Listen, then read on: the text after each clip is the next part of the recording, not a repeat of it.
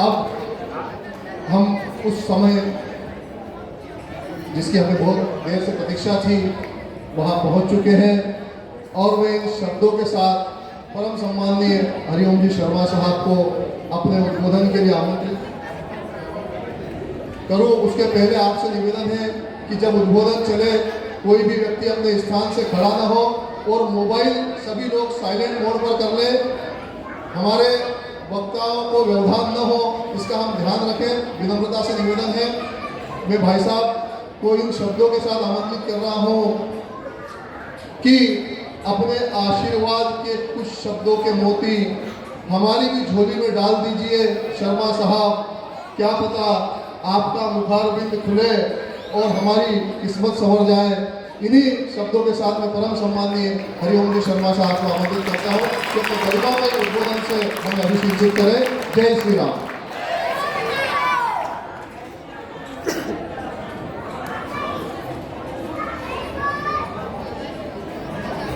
सब लोग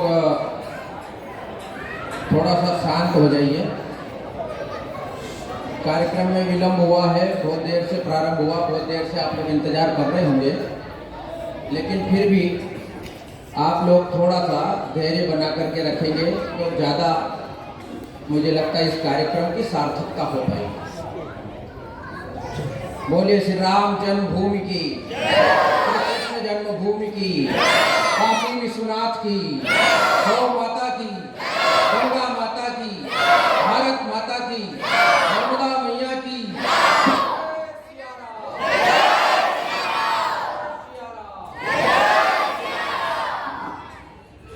सम्मानीय मंच, राघवेंद्र सरकार के श्री चरणों में प्रणाम करते हुए और मंच पर आसीन माननीय संघ चालक जी, माननीय मुकेश जी और सभी उपस्थित कार सेवक बंधु, माताएं, बहनें और मेरे युवा साथियों। युवा इसलिए कि हम किसी भी उम्र में हों, किसी भी पड़ाव पर हो, हम अपने आप को युवा ही मानते हैं। युवा होने की कोई उम्र नहीं होती, युवा मन से होता है। इसलिए मैंने कहा कि आप सब युवा साथियों को मेरा प्रणाम है, सब माताओं बहनों को मेरा प्रणाम है। और आज हम श्री राम जन्मभूमि प्राण प्रतिष्ठा महोत्सव का उत्सव मनाने के लिए एकत्रित आए हैं। पूरे देश भर में, पूरे विश्व के अंदर एक अभी मोबाइल पे बड़ा जबरदस्त स्टेटस चल रहा है, इस बार शीत लहर से ज्यादा राम लहर प्रभावी है और होना भी चाहिए, क्योंकि राम किसी एक के नहीं है, सबके राम है, सब में राम है। अखिल विश्व के ब्रह्मांड के नायक है मर्यादा पुरुषोत्तम राम, और वो जब अपने दिव्य और भव्य भवन के अंदर प्रवेश करने जा रहे हैं, उनका नया भवन बनकर के तैयार हुआ है और जिसमें वे प्रतिष्ठित होने जा रहे हैं, ये हम सब के लिए अत्यंत खुशी का विषय है। अब हम सब लोग खुशियां मना रहे हैं, भगवे पताकाएं लगा रहे हैं, कीर्तन रैलियां निकाल रहे हैं, भजन मंडलियां कर रहे हैं, एक दूसरे को बधाइयां दे रहे हैं। 22 तारीख को और जश्न मनेगा खूब धूमधाम से। और हमने ये भी देखा कि जब राम जन्मभूमि का मंदिर निर्माण प्रारंभ हुआ तो माननीय मोदी जी के हाथ से नींव के अंदर चांदी की ईंट रखी गई। आप सबने देखा होगा, पूरी दुनिया ने देखा, लेकिन हम में से कितने लोग ये जानते हैं कि उस चांदी की ईंट को नींव में रखने से पहले लाखों कार सेवकों का, लाखों हिंदू बलिदानियों का रक्त उस नींव के अंदर शामिल हुआ है। हजारों लाखों लोगों ने अपने मस्तकों की आहुतियां दी उस नींव के अंदर। हजारों लाखों माओं ने अपने बेटों को दे दिया और हजारों लाखों बहनों ने अपने भाई की कलाई की राखी को समर्पित किया। तब जाकर के हमको यह दिन देखने के लिए मिल रहा है, तब जाकर के हमको यह भव्य भवन खड़ा हुआ दिख रहा है। यह कोई साधारण घटना नहीं है। सुप्रीम कोर्ट का फैसला आ गया, मोदी जी प्रधानमंत्री बन गए, हमने ढोलक बजा ली और राम जन्मभूमि पर मंदिर बन गया। ये इतनी छोटी घटना है क्या? ये इतनी साधारण घटना है क्या? ये इतिहास की वो बड़ी घटना है जिसने पूरे भारत का ही नहीं पूरे विश्व का इतिहास बदल करके रख दिया। आने वाले समय में विश्व में यह पढ़ाया जाएगा, राम जन्मभूमि मंदिर निर्माण के पहले का भारत और राम जन्मभूमि मंदिर निर्माण के बाद का भारत, ऐसे दो कालखंडों में पढ़ाया। कार सेवक बंधु बैठे हैं, हम लोगों को मंच पे बिठा दिया, हम तो पूजा की सुपारियां हैं। असल नींव के पत्थर तो ये कार सेवक हैं, असल नींव के पत्थर तो हमारे राजेंद्र जी जैसे लोग और जो प्रचारक निकल करके अपना जीवन समर्पित करके काम कर रहे वे लोग हैं। हम तो पूजा की सुपारियां हैं जो दिखती हैं, जो दिखते नहीं है वो नींव के पत्थर हो जाते हैं, और जो नींव में पत्थर समाते हैं तभी शिखर की सज्जा होती है। अयोध्या के इतिहास की ओर ले चलता हूं। सरस्वती के वरद पुत्र मुकेश जी मोलवा अपने बीच में बैठे हैं।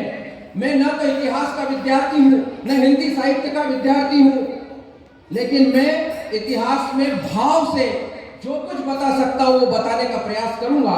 बाकी हमारे अग्रज सरस्वती पुत्र राष्ट्रीय कवि मुकेश जी हैं, वो हम सबका मार्गदर्शन करने वाले हैं।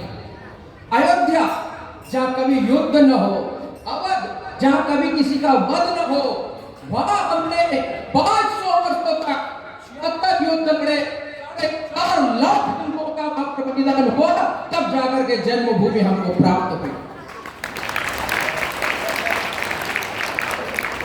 हम सब जानते हैं आज से लगभग 9 लाख वर्ष पूर्व त्रेता युग के चतुर्थ चरण में भगवान राम अवध की उसी धरती पर प्रकट हुए, फूटने फूटने वहां पर खेले, भगवान राम भगवान राम ने 2000 के पहले की स्थिति ऐसी थी। तो अपन थे राम जी के जन्म के समय। आज से 9 लाख साल पूर्व त्रेता युग के चतुर्थ चरण में भगवान राम अवध की धरती पर प्रकट हुए। अवध की धरती पर प्रकट होकर के आपने सारी रामायण आप सब लोगों को पता है, रावण का वध हुआ, वापस लंका आए, लंका से रावण अयोध्या आए, राम जी ने राम राज्य हुआ, और आज तक हम कहते हैं राम राज्य। कैसा राज्य हुआ होगा कि पूरे हजारों साल के शासन में भगवान राम के दरबार में केवल 2 मुकदमे आए थे, केवल 2 मुकदमे आए, उसको कहते हैं राम राज्य। फिर भगवान राम सरयू के अंदर जल समाधि ले लेते हैं, और समस्त जीव जगत अयोध्या का, समस्त जीव जगत छोटी चींटी से लेकर के और बड़े से बड़ा जीव भगवान राम के साथ में सरयू में जल समाधि ले लेते हैं, और सब लोग वैकुंठ में चले जाते हैं। अयोध्या वीरान और सुनी हो जाती है, क्योंकि भगवान राम के पुत्र लव ने लवपुरी को अपनी राजधानी बनाया, जिसको हम आज लाहौर कहते हैं, और कुश ने कुशावती नगर बसाया, जिसको आज हम बिलासपुर कहते हैं। फिर कुश बिलासपुर से कुशावती नगर से वापस अयोध्या आए, उन्होंने जन्मभूमि पर भव्य मंदिर का निर्माण करवाया, अयोध्या को अपनी राजधानी बनाया, और 44 पीढ़ी भगवान राम की चली, तब तक जन्मभूमि अपने गौरव के साथ में पूरी दुनिया का मार्गदर्शन करती रही। 44वीं पीढ़ी से राजा ब्रजदल हुए, और राजा ब्रजदल ने जब महाभारत का युद्ध हुआ, कौरवों की ओर से युद्ध किया, अभिमन्यु का चक्रव्यूह भेदन जब युद्ध हुआ, उसमें अभिमन्यु के हाथों ब्रजदल मारा गया, और उसके बाद एक बार फिर अयोध्या वीरान सी हो गई। समय निकलता चला गया, भगवान को जिन हाथों से काम करवाना होता है, भगवान उनसे वो काम करवा लेते हैं। अपने सम्राट उज्जैनी के अवंतिका के सम्राट विक्रमादित्य जी एक बार शिकार करते करते अयोध्या की ओर गए, अयोध्या की सरयू नदी के तट पर बैठ गए, वहां विश्राम करने लगे। इतने में क्या देखते हैं कि एक काले घोड़े पर काले कलर का नवयुवक, संपूर्ण वस्त्र उसके काले, एक एक पुष्प जो उसने धारण कर रखा हुआ काला, उसके समस्त जेवर काले, और वह उधर से आ रहा है। सम्राट विक्रमादित्य देखते रह गए, इतना दिव्य पुरुष लेकिन पूरा काला, और देखते देखते सरयू के अंदर प्रवेश कर गया। थोड़ी देर के बाद सरयू से बाहर निकला तो क्या देखते हैं सम्राट कि पूरा परिवर्तन हो गया। वह काला अंदर गया था, और जब बाहर निकला वह नवयुवक तो उसका घोड़ा भी सफेद, उसके वस्त्र सफेद, वह पूरा ऐसा देदीप्यमान हो रहा था। सम्राट देख करके आश्चर्यचकित हो गए। विक्रमादित्य ने पूछा, युवक कौन हो? युवक ने प्रति प्रश्न किया कि सम्राट आप कौन हैं जो मुझसे प्रश्न कर रहे हैं? सम्राट ने कहा कि मैं यहाँ का सम्राट हूँ, मेरे भाई भर्तरी ने संन्यास ले लिया, अब मैं गद्दी पर बैठा हूँ और सम्राट होने के लिए नाते मैं जानना चाहता हूँ कि आप कौन हैं और यह जो हमने चमत्कार देखा यह क्या है? तो वह नवयुवक कहता है कि मैं तीर्थों का राजा प्रयाग हूँ, दुनिया भर के लोग मकर संक्रांति पर मेरे यहाँ आते हैं, सब पाप मेरे यहाँ धो करके चले जाते हैं और उनके पापों की वजह से मैं काला हो जाता हूँ, कृष्ण वर्ण का हो जाता हूँ और फिर मैं यहाँ आता हूँ, सरयू में स्नान करता हूँ, मेरे समस्त पाप समाप्त हो जाते हैं, इसलिए मैं वापस श्वेत वस्त्र का हो जाता हूँ, श्वेत कलर का हो जाता हूँ, श्वेत वर्णी हो जाता हूँ।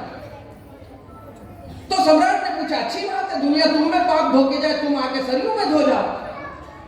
तो प्रयागराज कहते हैं ऐसी बात नहीं है सम्राट, ये सरयू उस धरती पर है जहां भगवान मर्यादा पुरुषोत्तम राम का जन्म हुआ था, उन्होंने यहाँ लीला की है, इसलिए यहाँ मेरे पाप धोने के बाद वो किसी को भी नहीं लगते, वो सारे पाप भस्मीभूत हो जाते हैं, यह वह पावन धरती है।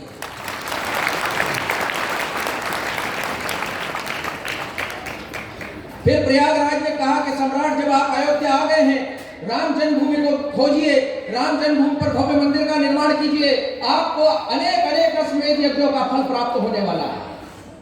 सम्राट ने कहा कि सारी अयोध्या वीरान हो चुकी है, मैं कहां ढूंढूं, जन्मभूमि कहां मुझे प्राप्त होगी?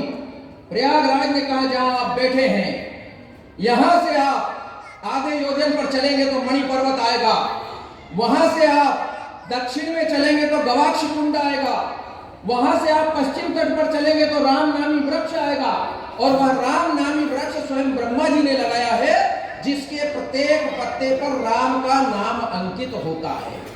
जैसे ही नया पत्ता आएगा उस पर राम का नाम अंकित होकर आएगा। फिर वहां से आप गणेश कुंड की ओर जाएंगे, ऊपर शेष भगवान का मंदिर है। अब आप अभी अयोध्या दर्शन करने जाएंगे तो शेष भगवान का मंदिर नहीं मिलेगा, क्योंकि वहां शीश पैगंबर की दरगाह है, उसकी मस्जिद बना दी गई। उससे 500 धनुष वायव्य कोण में आप देखेंगे तो आपको जन्मभूमि मिल जाएगी। लेकिन इसका भी और बिल्कुल आपको ठीक ठीक आकलन करना है तो आप रामनवमी के दिन एक नव प्रसूता गौ लीजिए, नई नया जिसका प्रसव हुआ हो ऐसी गाय लीजिए और उस गाय को आप घुमाइए, वह जहां गोबर कर देगी वह मणि पर्वत हो जाएगा और जहां गौ माता जा करके स्तनों से अपने आप दूध छोड़ दे वह जन्मभूमि हो जाएगी। रामनवमी का दिन आया, सम्राट विक्रमादित्य ने प्रयागराज के कहे अनुसार नव प्रसूता गौ को लिया, उसको आगे बढ़ाया, राम नामी वृक्ष की परिक्रमा की, आगे बढ़ी, मणि पर्वत पर उसने गोबर किया, उसको मणि पर्वत माना गया। वहां से जब आगे गई एक दिव्य चमत्कार हुआ, गौ माता के स्तनों में दूध उतर आया, अपने आप एक दुग्ध की धारा फूट पड़ी, दुग्धाभिषेक होने लगा और सम्राट ने निश्चित किया कि यही भगवान की जन्मभूमि है। और वहां खुदाई करवाई गई, दिव्य भव्य मंदिर निकला। सम्राट विक्रमादित्य ने उस मंदिर का जीर्णोद्धार किया, 84 खंभे उसके अंदर लगवाए गए, वही 84 खंभे जो भगवान राम के समय अवध के अंदर हुआ करते थे। वह दिव्य भव्य मंदिर फिर विश्व को सुख शांति का संदेश देता हुआ बरसों बरस तक खड़ा रहा, जन्मभूमि पूरी दुनिया का मार्गदर्शन करती रही। लेकिन एक समय फिर ऐसा भी आया कि जब मक्का और मदीने से एक हाथ में तलवार और एक हाथ में कुरान लेकर के निकले, हम समस्त दुनिया को इस्लाम के झंडे के नीचे ला करके रहेंगे, और निकले तो आधी से ज्यादा दुनिया उन्होंने इस्लाम के झंडे के नीचे ला दी। लेकिन भारत में आकर के जब टकराए तो मालूम पड़ा कि यहाँ के सनातनी हिंदू शेरों से पाला पड़ा। फिर उन्होंने कूटनीति अपनाई। कजल अब्बास नाम का व्यक्ति, आपको थोड़ी कथा लंबी लग रही होगी, मुकेश जी को सुनने की इच्छा भी होगी, लेकिन मैं आग्रह करता हूं 500 सालों का इतिहास 10-20 मिनट में नहीं होता। मैं फिर भी कोशिश करता हूं जल्दी बताने की। 1528 के अंदर किस प्रकार का षड्यंत्र किया गया। कजल अब्बास नाम का एक व्यक्ति आता है। महंत श्यामानंद जी जो भगवान राम की सेवा में थे, रामलला की सेवा में थे, वो उनके चरणों को पकड़ लेता है और कहता, महाराज महंत जी आप मुझे दीक्षा दीजिए, मुझे शिष्य बनाइए। हमारे यहाँ तो है, हमारे दिल हमारे हृदय इतने बड़े हैं कि हम सबको समाहित कर लेते हैं। श्यामानंद जी ने उसको दीक्षा दी, लेकिन कहा तू राम नाम नहीं जप सकता क्योंकि तुम लोग पवित्र नहीं रहते हो। इसलिए एक काम करो, तुम्हारी कुरान में लिखा है ला इलाहा इल्लल्लाह, इस मंत्र को रोज जप कर, जा तुझे इसी से सिद्धि प्राप्त हो जाए। हमारे यहाँ तो कहा ना, पत्थर को सिंदूर लगा दे तो भगवान बना दे। श्यामानंद जी के आशीर्वाद से उसने ला इलाहा इल्लल्लाह का मंत्र जपा और वह एक सिद्ध पुरुष हो गया, चमत्कार दिखाने लगा। फिर एक आया जलाल शाह नाम का फकीर, उसने भी श्यामानंद जी के पैर पकड़े, उसने भी दीक्षा ली, वह भी सिद्ध पुरुष हो गया। लेकिन क्या ये दीक्षा लेने आए थे? क्या ये सिद्ध पुरुष बनने आए थे? नहीं, ये लोग इसलिए आए थे कि इन हिंदुओं का मूल, इन हिंदुओं की जड़ कहां पर है, उस जड़ को समाप्त कर दिया जाए तो समस्त हिंदू समाप्त हो जाएंगे, इसकी खोज में आए थे। और जलाल शाह कहता है कि इस जन्मभूमि के मंदिर को ध्वस्त करना होगा, यहाँ बड़ी मस्जिद तामीर करना होगी और इस सरयू के जल को काबा का जल बनाना पड़ेगा और यहाँ मैं खुद मक्का बनाऊंगा, तब जाकर के ये पूरा हिंदुस्तान धर्म परिवर्तन करके अपने आप मुसलमान हो जाएगा। और इस षड्यंत्र की वजह से उसने बाबर को चिट्ठी लिखी। बाबर ने मीर बाकी को भेजा, उसका सेनापति 4.5 लाख की सेना लेकर के निकला। लेकिन क्या कोई सेना लेकर के आ जाएगा और ऐसे ही मंदिर तोड़ के चला जाएगा? इतना आसान काम है? जब वो 4.5 लाख की सारी सेना लेकर के निकला, अवध के अंदर ये समाचार पहुंचा, मेहताब सिंह जी भीति नरेश उस समय बद्री नारायण की यात्रा पर जा रहे थे। उन्होंने अपने सब लोगों को बुलाया और कहा बद्री नारायण की यात्रा कैंसिल, हमारे राम जन्मभूमि पर कोई आक्रमण करने आ रहा, हम बद्री नारायण की यात्रा पर जाएं। अब स्वर्ग की यात्रा की तैयारी करो, या तो हम जन्मभूमि बचाएंगे या फिर स्वर्ग की यात्रा की ओर चले जाएंगे। जनता बनाया गया, 1,74,000 हिंदू एकत्रित हुए, 1,74,000 की सेना लेकर के लड़े। सामने शाही सेना 4.5 लाख की, सामने से तोपखाना, 17 दिन तक घमासान युद्ध चला और युद्ध चलते चलते यही स्थिति आ गई, 1,74,000 हिंदुओं में से एक हिंदू भी जीवित नहीं बचा। सबने जन्मभूमि के लिए अपना बलिदान दे दिया। तब मीर बाकी ने तोप घुमाई और जन्मभूमि के मंदिर का शिखर उड़ा दिया। लेकिन क्या वह इतना आसान था मूर्तियों को स्पर्श करना? पुजारी अड़ गए। जलाल शाह ने कहा इन सबके सर कलम कर दो, सबके सर कलम कर दिए। और इतिहास में यह लिखा है, कन्नीभम करके एक इतिहासकार है, वो लिखता है कि हिंदुओं के जो रक्त वहां पर गिरा, उस रक्त में, उस खून में गारे को घोला गया और उस गारे से इन्होंने बाबरी ढांचे की दीवार खड़ी करने की कोशिश की। ढांचा खड़ा नहीं हो रहा। दिन भर दीवार बनाते, रात में दीवार अपने आप गिर जाती। दिन भर दीवार बनाते, रात में अपने आप दीवार गिर जाती।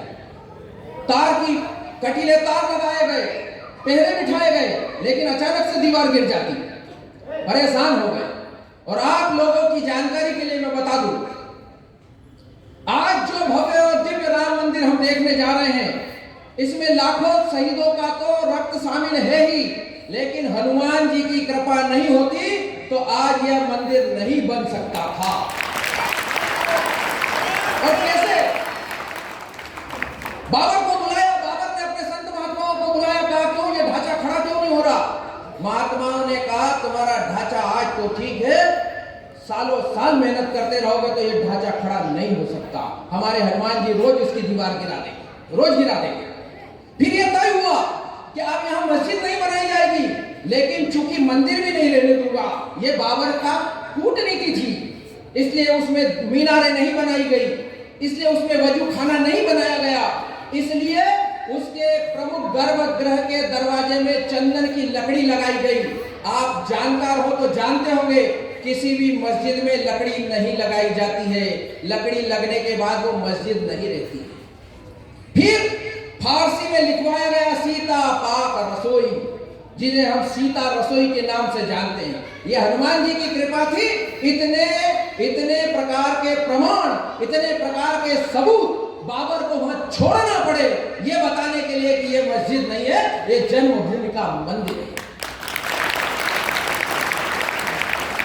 उसके बाद भी क्या केवल उसने ढांचा खड़ा कर दिया और वो राम जन्मभूमि चली गई?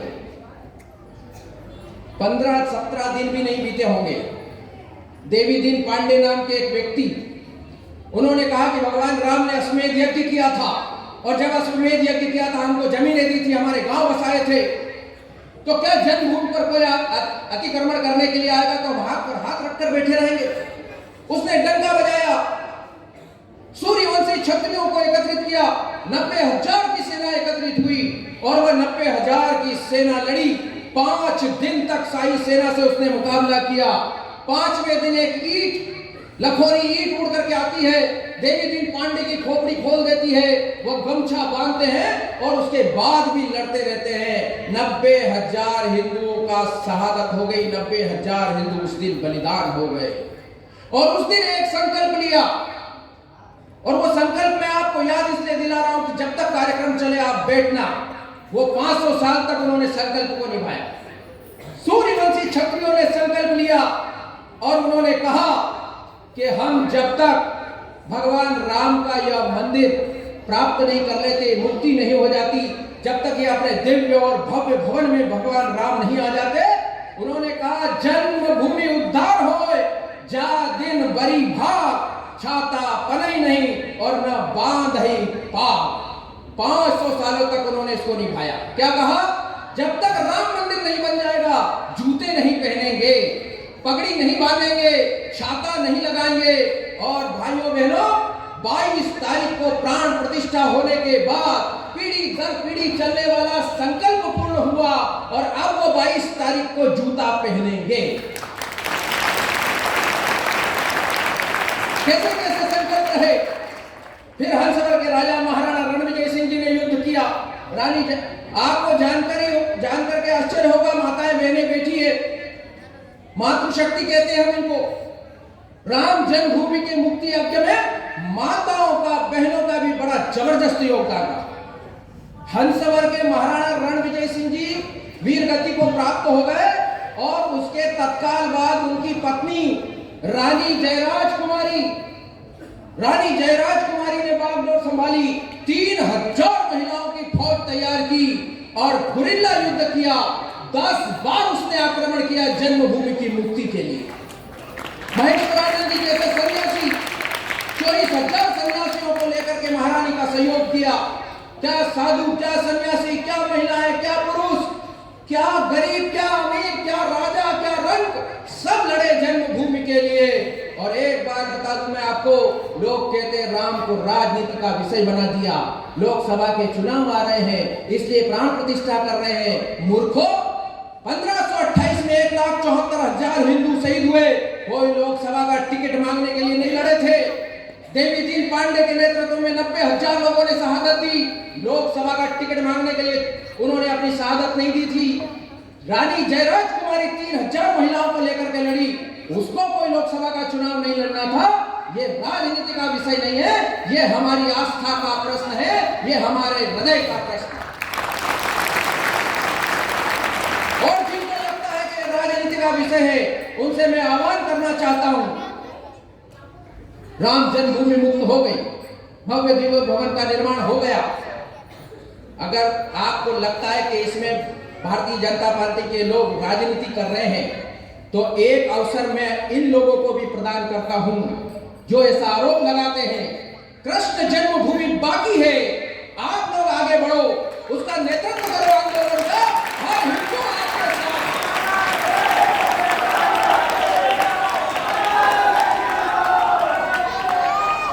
अरे राम के नाम पर हमने राजनीति कर ली, कृष्ण के नाम पे तुम कर लो। हे हिम्मत, तुम्हारी माँ ने दूध पिलाया हो तो करो।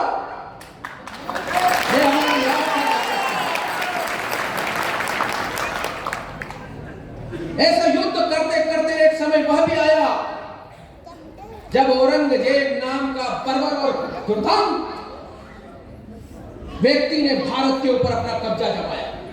1.25 मण जनेऊ तोलता था वो, तब जाकर के रोजा खोलता था। सोच लीजिए 1.25 मण जनेऊ तोलने में कितने हिंदुओं को मारना पड़ता हो। लोगों की ऐसी भीड़ इकट्ठी करता था, बीच में भाला रखते थे, बच्चों को ऐसा ऊपर उछाला जाता था और कहा जाता था कि ये बच्चा नीचे आकर के भाले में घुसे उसके पहले इस्लाम कबूल कर लेना। लोगों ने अपने बच्चों को बलिदान कर दिया लेकिन अपना धर्म नहीं छोड़ा। उस औरंगजेब के समय में भी ऐसे ऐसे आक्रमण हुए। औरंगजेब ने भी जन्मभूमि की ओर आक्रमण किया, अयोध्या को तहस नहस करने के लिए बढ़ा। लेकिन उस समय बाबा वैष्णव दास, समर्थ रामदास जी के शिष्य, उनके साथ 10,000 चिंताधारी साधु सन्यासियों की फौज जो जासूसी में, युद्ध कला में, हर चीज में पारंगत थी। जब वहां जलाल खान के नेतृत्व में उसने सेना भेजी, उसको हरा करके भगा दिया। सैयद हसन अली के नेतृत्व में फिर 50,000 लोगों की सेना भेजी। और अब मैं वो चीज बताने जा रहा हूं, वो बात, वो वृतांत आपको बताने जा रहा हूं जो कहते हैं कि खालिस्तान अलग होना चाहिए, सिख और सरदार हिंदू धर्म का अंग नहीं है। अरे जब इस औरंगजेब ने सैयद हसन अली के नेतृत्व में सेना भेजी, तब बाबा वैष्णव दास ने गुरु गोविंद सिंह जी को पत्र लिखा और गुरु गोविंद सिंह जी आगरे में उस समय मुगलों से लड़ रहे थे। उस युद्ध को छोड़ करके तत्काल अयोध्या आए, ब्रह्मकुंड में आकर के डेरा डाला। आप अयोध्या जाएंगे दर्शन करने, ब्रह्मकुंड गुरुद्वारे साहिब आज भी उनकी याद में वहां पर बना हुआ है। गुरु गोविंद सिंह जी, बाबा वैष्णव दास, क्षत्रिय सूर्यवंशियों ने लड़ाई लड़ी और सैयद हसन अली मारा गया। 1660 में मर गया। 1660 के बाद 4 सालों तक जन्मभूमि की ओर किसी ने आक्रमण नहीं किया। लेकिन एक चीज बता दूं मैं आपको, अपन हिंदू हैं, सनातनी हैं, अपन अपना अच्छा और बुरा इतिहास बहुत जल्दी भूल जाते हैं। हम कहते हैं रात गई बात गई। 1660 में हमको वहां चबूतरे पर रामलला बिठा दिए, पूजा अर्चना शुरू हो गई, अपन सब अपनी मस्ती में मस्त। कोई मंदिर में जाता, मेरे यहाँ लड़का हो जाए, कोई कहता मेरे यहाँ गाड़ी आ जाए, कोई कहता मेरे यहाँ बंगला आ जाए, कोई कहता मेरे यहाँ नौकरी हो जाए। किसी ने ये नहीं सोचा कि हिंदुओं को संगठित, शक्तिशाली, बलशाली करना आवश्यक है। और इसी नींद में 1664 में फिर आक्रमण हुआ, जन्मभूमि फिर औरंगजेब ने छीन ली, चबूतरे पर इतना इतना गड्ढा कर दिया, उसमें कीचड़ भर दिया और फिर एक बार जन्मभूमि अपने हाथ से चली गई। बाकी अनेक युद्ध हुए, 76 युद्ध हुए, 4.5 लाख लोग शहीद हुए, बहुत लंबा वृतांत है। छोटी एक घटना और बताता हूं। 1857 की क्रांति बहादुर शाह जफर के नेतृत्व में चल रही है। उस समय में ऐसा नहीं है कि मुसलमानों ने आगे बढ़कर के कभी जन्मभूमि देने का प्रयास नहीं किया। मौलवी अमीर अली नाम के एक सज्जन थे, रामचरण दास जी और उनकी मित्रता थी। उसने कहा कि देखो हमारे बादशाह के नेतृत्व में सारे हिंदू क्रांति कर रहे हैं। जब अंग्रेज हमारी बेगमों को इज्जत लूटने के लिए आते हैं, जेवरात लूटने के लिए आते हैं, तो हिंदू भाई आगे बढ़ चढ़ करके अपना बलिदान देकर के हमारी बेगमों को बचाते हैं। तो हमको इनके खुदा रामचंद्र जी का जन्म स्थान इनको वापस दे देना चाहिए। लगभग सारे मुसलमान उस समय तैयार हो गए, कुछ कट्टरपंथियों को छोड़ करके। मौलवी आमिर अली और रामचरण दास जी का यह प्रयास असफल कर दिया गया। 1858 में कुबेर के टीले पर दोनों को एक इमली के पेड़ पर लटका करके फांसी दे दी और दोनों का यह इतिहास समाप्त कर दिया, अध्याय समाप्त कर दिया। अब जब आप जाएंगे तो कुबेर के टीले पर कुबेरेश्वर महादेव का मंदिर मिलेगा। याद करना कि यहाँ पर किसी मुसलमान ने भी जन्मभूमि के लिए अपनी शहादत दी थी। ये देश वो देश है साहब जहाँ अशफाक उल्लाह खां की राम प्रसाद बिस्मिल से मित्रता होती है, जहाँ अब्दुल कलाम इस देश के लिए मिसाइल बनाते हैं, परमाणु का विस्फोट करते हैं, जहाँ रसखान भगवान कृष्ण के दोहे और गीत गाते हैं। लेकिन हम इन सब का सम्मान करेंगे, लेकिन औरंगजेब और बाबर को आदर्श मानने वालों का इस देश में कोई स्थान नहीं। आगे अदालती मामले शुरू हो गए, अंग्रेजों का राज आ गया, कोर्ट बन गया, थाना बन गया, FIR होने लगी, अदालतों में ये केस चलने लगा।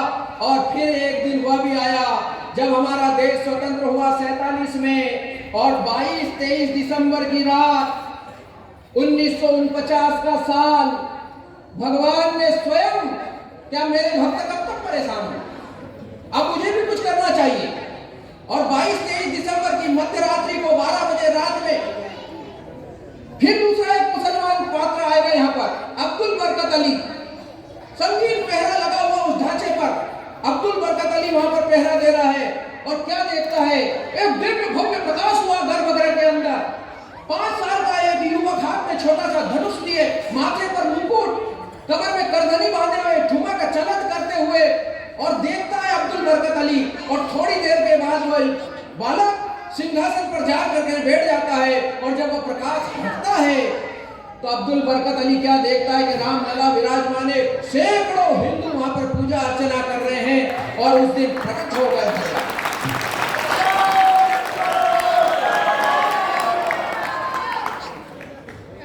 वह प्रकट कृपाला दीन दयाला कौशल्या हितकारी के भजन होने लगे।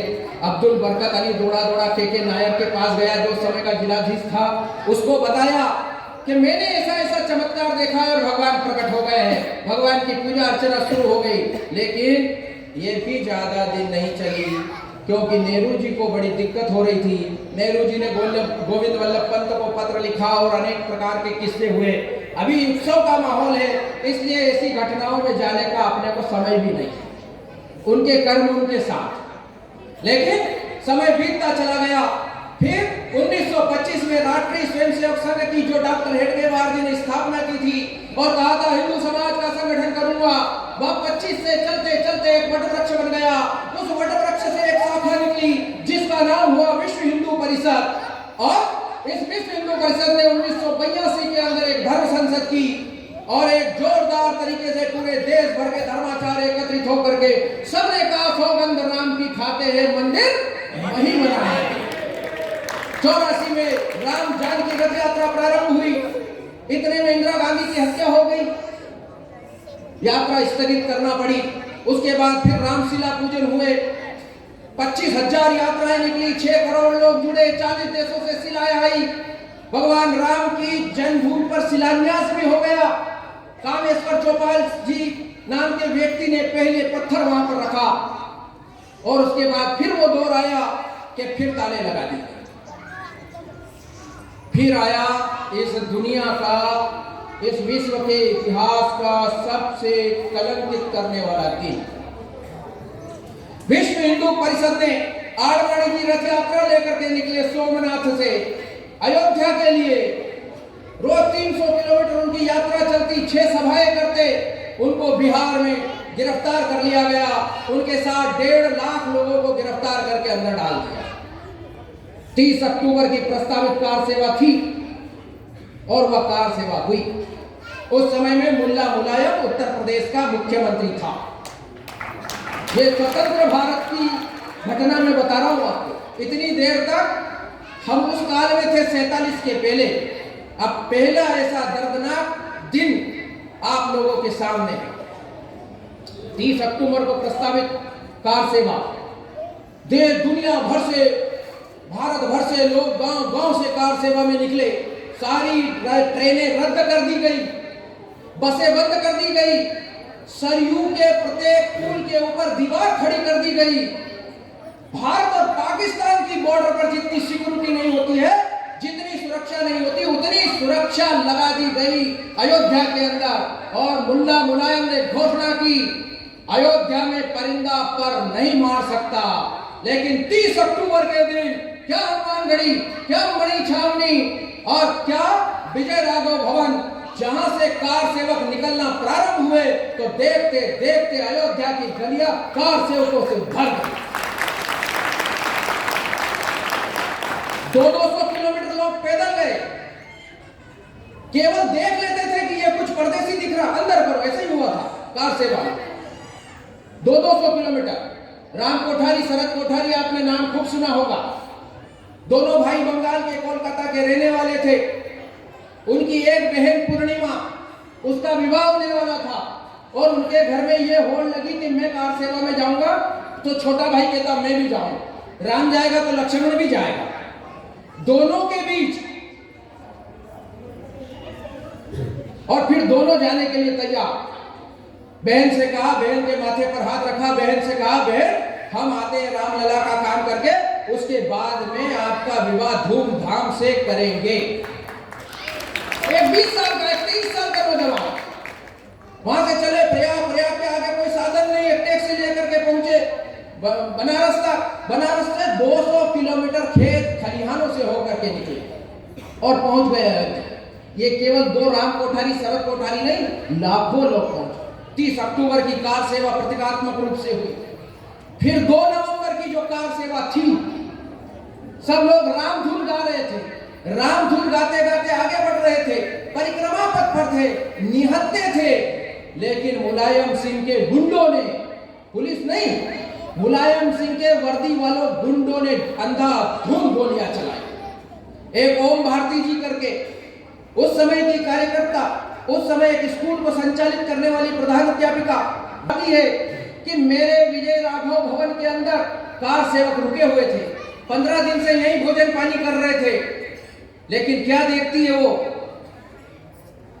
कि फोर्स उसकी छत पर चढ़ी आई, दरवाजा तोड़ दिया, अंदर आकर के, क्योंकि चूंकि ये शरद कोठारी राम को ढांचे के गुंबज के ऊपर भगवा झंडा फहरा दिया था, इसलिए उनकी आंखों में खटक रहे थे। शरद कोठारी को बाहर निकाला, खोपड़ी में गोली मार दी। राम कोठारी दौड़ा कि मेरे भाई को मारने बचाने के लिए, उसकी छाती में गोली मार दी। दोनों भाई वहीं पर शहीद हो गए। अरे वो कौन सा क्या कर रहे थे? राम धुन गा रहे थे, उनको बाहर निकालकर बर्बरता पूर्वक मार। ओम भारती जी कहती है कि ऐसे चप्पल जूते बिखरे हुए थे, खून ऐसा था जैसे बाल्टियों में ला करके भर करके किसी ने ढोला हो, इतना कार सेवकों का खून बहाया। 2 ट्रक भर करके लाशें मेरी निगाह के सामने ले जाकर सरयू में फेंक दी। ये ओम भारती जी अपनी जुबानी बताती। अनेक कार सेवकों को अपने बदन के ऊपर रेत की बोरियां बांध कर सरयू में फेंक दिया। महीनों तक सरयू से लाशें निकलती रही, महीनों तक। ऐसा क्रूर अत्याचार मुल्ला मुलायम सिंह की सरकार में हुआ। दूसरे दिन 3 नवंबर को सरकारी ऑफिसरों की पत्नियों ने, फिर माताएं बहनें बैठी है, उन्होंने एक मार्च निकाला, जुलूस निकाला, मधुकर गुप्ता कमिश्नर को घेरा और उसने कहा कि हमारे भी पति अफसर हैं, इसका मतलब ये नहीं कि आप निहत्ते कार सेवकों के ऊपर गोलियां चलाएं, जनरल डायर बने और जलियांवाला बाग करो। मधुकर गुप्ता कहता है कि उन्होंने बसें तोड़ दी, बसों में आग लगा दी। तो एक महिला बोली, बसें नहीं खरीदी जा सकती है, लेकिन जिन माओ के बेटे तुमने मार दिए, जिन बहनों के भाई तुमने मार दिए, वो कभी जीवन में वापस लौट करके नहीं आ सकते। ऐसा दर्दनाक था। लेकिन ओम भारती जी आगे एक चीज और कहती है, नैनम छिन्नन्ति शस्त्राणि नैनम दहति पावका। हम तो अजर अमर हैं, हमारी आत्माएं अजर अमर हैं। जो कार सेवक मारे गए, जिन्होंने बलिदान दे दिए, वो अपनी आत्मा ऊपर परमात्मा के पास से देखते होंगे तो आज प्रसन्न होते होंगे कि हमारी शहादत भगवान के काम आ गई, भगवान का भव्य मंदिर था।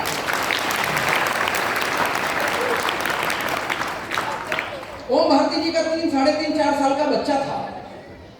बलवंत राय जी अपने कार सेवक थे, उन्होंने ऐसे गादियां रहती ना, अपन कहीं पे कार्यक्रम करते हैं गादियों का, उस गादी के नीचे उसको छुपा दिया तो वो जीवित बच गया। पीयूष नाम था उसका। 3 नवंबर की कार सेवा, 2 नवंबर की कार सेवा खत्म हुई, 3 नवंबर को अयोध्या शांत हुई। तो वो पीयूष नाम का जो 4 साल का बच्चा था, उसकी मस्तिष्क पर क्या चीज बीत रही थी, वो एक पुतला बनाता, एक डंडा लेता और उस पुतले को खूब मारता तो लोग पूछते ही क्या करता है? मुलायम सिंह को मारत है क्योंकि इसने हमारे राम भक्तों को मारा है। 4 साल के बच्चे की भावना देखिए आप, कैसा नरसंहार हुआ होगा। 3 नवंबर को सरयू के तट पर राम कोठारी, शरद कोठारी सहित जितने पार्थिव देह प्राप्त हुई, उनके अंतिम संस्कार कर दिए गए। जब धुआं आकाश की ओर उठा तो ऐसा लगा जैसे किसी यज्ञ की पूर्णाहुति हो रही हो। शाम को किसी मंदिर में घंटा घड़ियाल नहीं बजा, इंसानों ने अपने लिए भोजन नहीं बनाया और ना किसी भगवान किसी देवी देवता को किसी को भोग नहीं लगा। वो सन्नाटा वो मातम अयोध्या के अंदर पसर गया। धीरे धीरे कार सेवक सब अपने अपने एरिया की ओर चले गए, अपने क्षेत्रों की ओर भेज दिए गए। फिर पूरे देश के अंदर अस्थि कलश यात्रा निकली। अभी जब अक्षत कलश यात्रा आई, अस्थि कलश यात्रा 90 में आई थी, तब भी मैं था, छोटा था, लेकिन वो अस्थि कलश यात्रा भी इन आंखों ने देखी है। और आज जब गांव गांव के अंदर अयोध्या से पूजित अक्षत आए तो मेरे मन में ये आया एक विचार, अस्थि कलश से चले थे राम, अक्षत कलश तक आ गए। ये आपकी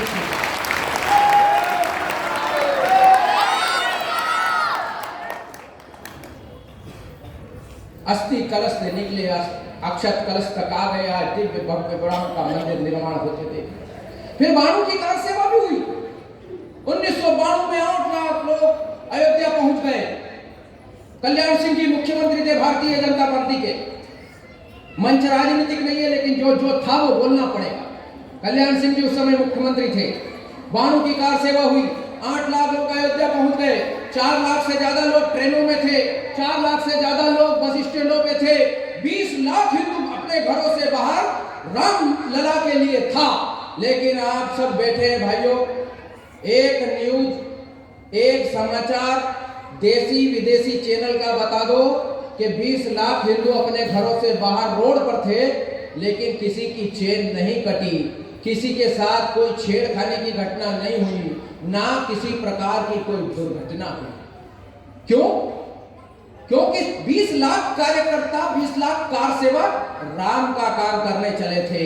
और जब हम राम का काम करने चलते हैं तो राम का चरित्र अपने आप अपने अंदर आ जाता है। एक बार मंदोदरी ने पूछा रावण से, तुम तो मायावी हो, राम का रूप बना लो और जाकर सीता जी के सामने प्रस्तुत हो जाओ, सीता तुम्हारी हो जाएगी। रावण ने कहा कि मंदोदरी पगली, क्या मैं इतना मूर्ख दिखता हूं? मैं मायावी हूं, मैं सब कुछ बन सकता हूं। मैंने अनेक बार प्रयास भी किया, मैं राम का रूप धारण करता हूं और जैसे ही राम का रूप धारण करता हूं तो मुझे जो भी महिला दिखाई देती है वो या तो मेरी मां दिखती है या मेरी बहन दिखाई देती है।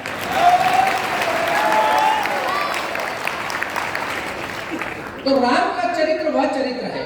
इसलिए 20 लाख कार सेवक सड़कों पर थे, लेकिन कोई अप्रिय घटना नहीं घटी। 6 दिसंबर गीता जयंती का दिन, जिस दिन भगवान ने गीता सुनाई थी अर्जुन को, वह दिन था 6 दिसंबर 1992। 8 घंटे के अंदर लाखों कार सेवकों ने उस ढांचे को, गुलामी के प्रतीक को नेस्ता नाबूद कर दिया। एक एक ईंट नसीब नहीं हुई, पूरा समतल मैदान बना करके रख दिया और वहां पर राम लला को स्थापित करके आरती कर दी गई। एक गोली नहीं चली, एक गोली नहीं चली, एक लाठी नहीं चली। एक इंटरव्यू अभी आप लोग बहुत देख रहे होंगे, कल्याण सिंह जी का, उस समय के मुख्यमंत्री थे। वो कहते हैं कि 12 बजे मेरे पास दिल्ली से, होम मिनिस्ट्री से, गृह मंत्रालय से फोन आया, कल्याण सिंह जी हमारे पास सूचना है कि कार सेवक बाबरी ढांचे की ओर बढ़ रहे हैं और कुछ लोग उसमें घुसने का प्रयास कर रहे हैं। कल्याण सिंह जी ने इधर से जवाब दिया, आपके पास सूचना गलत है। वास्तव में कार सेवक ढांचे के ऊपर चढ़ चुके हैं, ढांचे को तोड़ना शुरू कर दिया है, लेकिन मैं आपसे कहना चाहता हूं, मैं गोली नहीं चलाऊंगा। एक गोली नहीं चलाई कल्याण सिंह जी। शाम को 7 बजे राज्यपाल को 1.5 लाइन का इस्तीफा दिया। मैं मुख्यमंत्री पद से इस्तीफा देता हूं, कृपया स्वीकार कीजिए। ये इस्तीफा देकर के चले आए वो राज्यपाल को। उन्होंने कहा, एक मुख्यमंत्री बहुत बड़ी बात नहीं है, ऐसी 1000 सत्ताएं मैं रामलला के लिए कुर्बान कर सकता। अरे किसी पार्षद से बोल करके देखना, आपने किसी पार्षद से बोल करके देखना, रामलला के लिए इस्तीफा दे नहीं देगा। उसके बोलने में कोई दरगाह वर्गा होगी, कोई विवादित स्थान होगा कि अगर रेल दो यार, अपने को तो चुनाव लड़ना है, वोट भी लेना पड़ते हैं, तुम समझते नहीं हो, वो नहीं करेगा।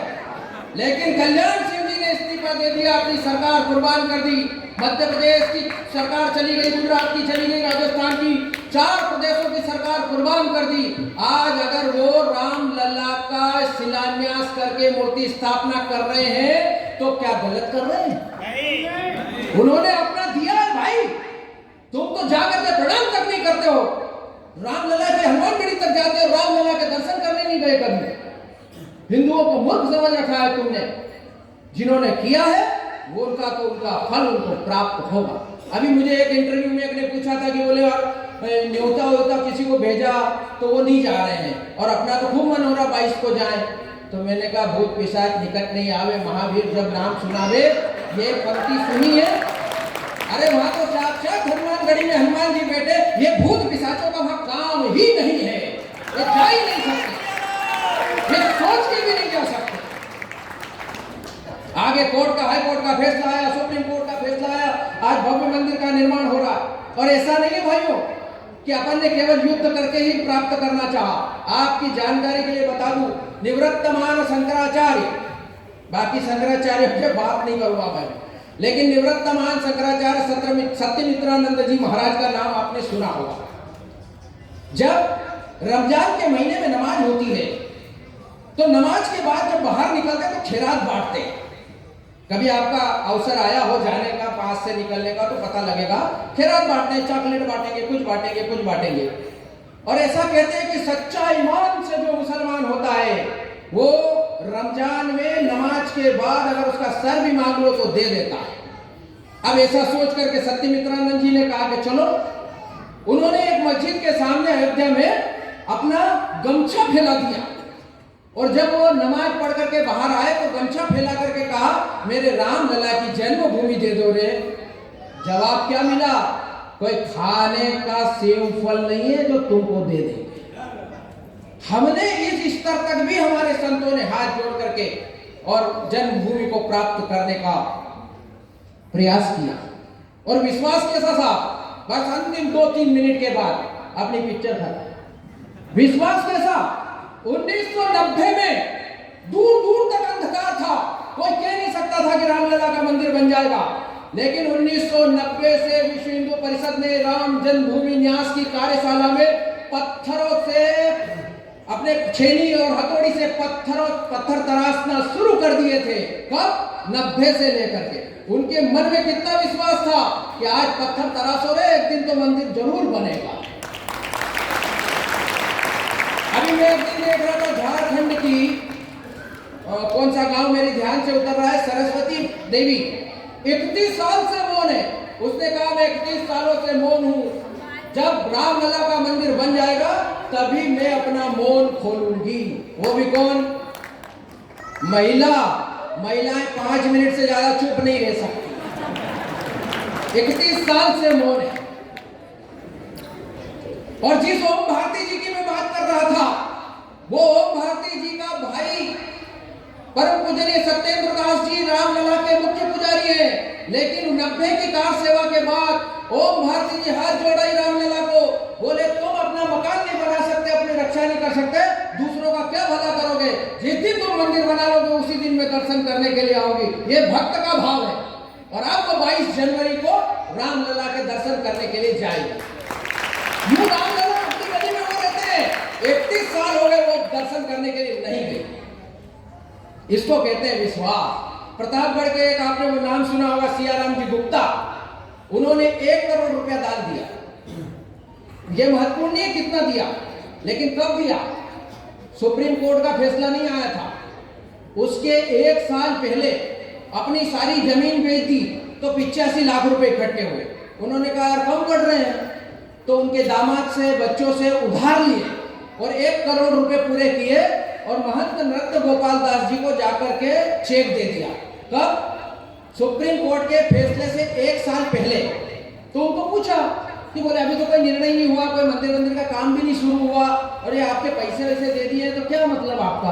तो सियाराम जी गुप्ता ने कहा देखो ये तो पक्का है कि सियाराम जी का मंदिर बनेगा, वो अपने भव्य भवन में प्रवेश करेंगे, लेकिन ये हाड़ मास का सियाराम गुप्ता तब तक जिंदा रहेगा नहीं रहेगा इसकी गारंटी नहीं है। इसलिए मैंने आज ही 1 करोड़ रुपए दे दिए।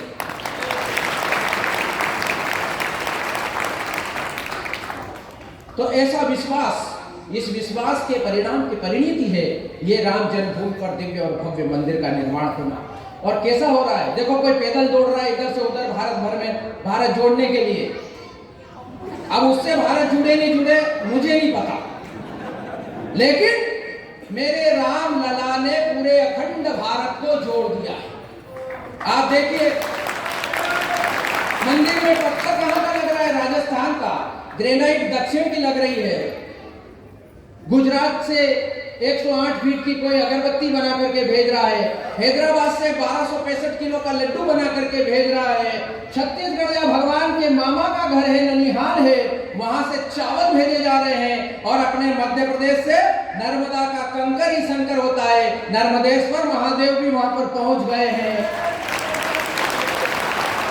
लंका से वो पत्थर आया जिस पर मां सीता विराजमान होती थी।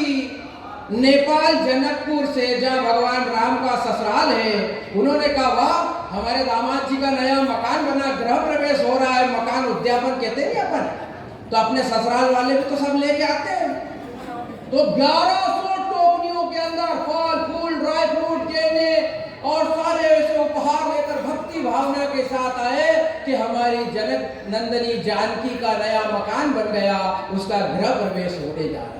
पाकिस्तान के सिंध प्रांत से भी कुछ न कुछ आया, माने कि संपूर्ण भारत को जोड़ दिया मेरे राम लला ने। ऐसे राम का दिव्य और भव्य मंदिर बन गया। राम जी अयोध्या में स्थापित हो गए, बड़ी बात नहीं है। राम लला को हम अपने मन में स्थापित करें, हम अपने मन को मंदिर बनाएं और राम लला का प्राण प्रतिष्ठा हमारे मन में होनी चाहिए। ये राम मंदिर नहीं है, राम मंदिर से राष्ट्र मंदिर की यात्रा है। राष्ट्र मंदिर का निर्माण होने वाला है। अमृत काल में 75वें साल में आजादी के राम जी का मंदिर बना और 100 साल जब पूरे होंगे 2047 में, तो यह भारत माता पूरी दुनिया का नेतृत्व करेगी, अपने अखंड स्वरूप में खड़ी होगी, पूरी दुनिया का जगत गुरु बनकर के भारत खड़ा होगा। और इसलिए कुछ न कुछ कर्तव्य हमारे भी है। केवल 22 तारीख तक हमने कीर्तन निकाल लिया, भगवे झंडे लगा लिए, रोल भी लिए। अभी भाषण सुनते सुनते भी कुछ माताएं भावुक होने लगी और टीवी में भी देखते देखते भावुक हो जाए। इससे काम नहीं चलेगा। 22 जनवरी को प्राण प्रतिष्ठा के बाद समापन नहीं, शुरुआत करनी है इस देश को बनाने की, हिंदू समाज को संगठित करने की, ताकतवर करने की, बलशाली करने की, कि किसी माई के लाल में हिम्मत न हो कि हमारी ओर टेढ़ी निगाह करके भी देख सके, उसकी आंखें निकालकर गोटी खेल दे। ये हमारे मन को मंदिर बना करके हिंदू समाज के लिए निकलिए, बाहर निकलिए। रोज 1 घंटे का समय दीजिए, हफ्ते में 2 घंटे 4 घंटे का समय दीजिए। अरे कितने शर्म की बात है, आज भी अनेक घरों के अंदर क्रिसमस मनाया जाता है। अनेक मॉल में, अरे एक ईसाई नहीं रहता, मैंने कुक्सी में देखा, सांता बना दिया। अरे हम तो पहचानते ही नहीं कौन है ये, संतों के देश में सांता बन रहा है। कैसी स्थिति है। हम बच्चों को उन कॉन्वेंट स्कूलों में पढ़ने के लिए भेजते हैं जो ईसाई लोगों को फंडिंग करती है। जहां हम पैसा देकर के आते हैं, उस पैसे से वो हमारे ही अपने लोगों को हिंदू से ईसाई बनाने का उपक्रम कर रहे हैं। हमारे सामाजिक समरसता का भाव हमारे जीवन में आना चाहिए। आज भी ये स्थिति है। गांव में जाते हैं, ये शमशान घाट, ये जो है ना, यहाँ पाटीदार समाज का शमशान घाट, ये अनुसूचित जाति का है, ये जनजाति समाज का है। अरे 5 तत्वों से बना ये शरीर है भाई, क्षितिजल पावक गगन समीरा, 5 चीजें हैं। मर गए, फूंक देंगे तो 5 चीजें 5 में चली जाएगी। उसमें भी जाति देखकर फूंका जाता है कि यहाँ फूके, यहाँ फूके, यहाँ फूके। गलती से किसी ने फूंक दिया तो झगड़े हो जाते। ये हिंदू है। अरे उस राम जी को हम अगर आज सुन रहे हैं, राम लला का भव्य मंदिर बन रहा है, तो वो राम जिसने अपने पिता के वचन के लिए 14 साल का वनवास ले लिया, जब भरत मिलाप हुआ, कैकेयी ने कहा कि मैं अपना वचन वापस लेती हूं, चल। राम ने कहा वचन मेरे पिताजी ने दिया था, वो नहीं रहे, और आप उस वचन से कोई संबंध नहीं रखती, इसलिए मैं 14 साल वनवास में हूं। तो दूसरा भाई कहता है मैं भी राज नहीं करूंगा, खड़ाऊ रख करके राज करता है। उस देश के हम लोग हैं, उस राम के आदर्श को जीने वाले लोग हैं, तो हमारे लिए कोई आगे कोई पीछे, कोई अगड़ा बगड़ा ऊंचा नीचा हो नहीं सकता। हम सब लोग मिल करके एक हैं और इसलिए हमारी सार्थकता इसी में है प्राण प्रतिष्ठा की कि हिंदू समाज सबल हो, समरस हो। अभी मकर संक्रांति गई, एक एक तिल बारीक बारीक होती है और जब उसको गुड़ में लड्डू बनाते हैं तो मस्त बन जाता है लड्डू। ऐसा ही ये हिंदू तिल तिल अलग अलग है, लेकिन राम लला के राम रस में मिलकर के हम सब एक हो जाए, ऐसा हमारा मतलब। आंखों में वैभव के सपने, पग में तूफानों की गति हो, राष्ट्रभक्ति का ज्वार न थमता, आए जैसे की हिम्मत हो। जय जय श्री राम।